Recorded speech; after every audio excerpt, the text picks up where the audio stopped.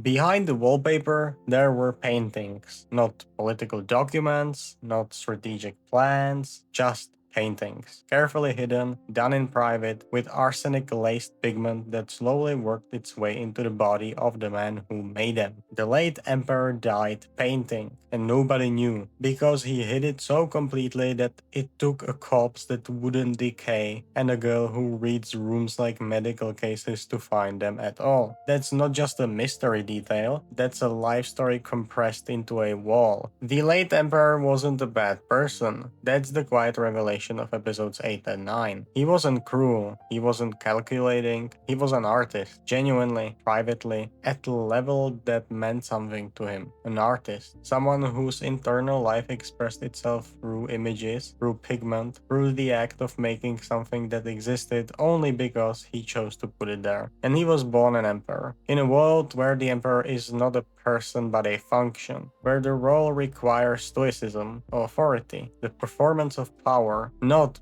vulnerability, not beauty, not the kind of private joy that comes from painting alone in a room. So he did what people in that position do. He hid it. He pushed the inner life behind the wallpaper and performed what the role required. He became, to everyone around him, exactly what the court needed him to be. And the thing he actually was, the artist, the person, he buried that so thoroughly that it took his death to uncover it. Here's the part that stays with you once you understand it. The pigments he used, orpiment, arsenic based, historically real, they were slowly poisoning him. The tools of his hidden expression were contributing to his death. His art was literally killing him. You could read that as a dark irony, but I think it's something more specific. When you suppress who you actually are so completely, for so long, the thing you're suppressing doesn't disappear. It accumulates, it finds the cracks, and it costs something, slowly, invisibly, until the cost has been paid in full. The arsenic didn't kill him in a single dramatic moment. It was cumulative, fragile, the result of years of a very small thing done in private that nobody was supposed to see. That's not a metaphor the show announces, it's just there, embedded in the facts of the case. And then there is Anchi. The Emperor's psychological unraveling didn't come from the painting alone. It came from her, the Empress Dowager, who understood exactly what kind of man he was, and who used that understanding as a weapon. He could only be drawn to young girls. That was his specific damage, the shape his psychology had warped into, and she knew it. So she visited him at night as an adult woman, and what she did was simple and devastating. She showed him something he couldn't fit into the world he had constructed for himself. She made herself the thing that broke the logic of his avoidance. He stopped leaving his room after that. And here's what's strange about the show's treatment of this. It doesn't ask you to feel entirely one way about it, and she had her reasons. The Emperor had caused harm. What she did was deliberate and targeted, and it worked. But what it also was one person who understood someone's psychological architecture, using that understanding as a precision instrument of punishment. She got her answer. He never recovered. And the court never knew any of it happened. That's not justice. It's not injustice either. It's something in between that the show refuses to resolve for you. The late Emperor's legacy, by the time Mao Mao uncovers it, is not his reign, it's the paintings. The ones nobody was supposed to see. The ones that explain why his corpse didn't decay, and why his private chambers felt so strange, and why the Empress Dowager needed Mao Mao to look at the walls. Everything he was publicly, the Emperor, the function, the role, faded. But the thing he'd hid, that persisted. That's what was still there. The show handles this without sentimentality. Mao Mao doesn't stand in front of the hidden paintings and have a moment of profound reflection. She identifies the pigment, connects it to the preservation of the body, and solves the case. But the image lingers anyway. A room full of hidden art. A man who spent his entire life being something he wasn't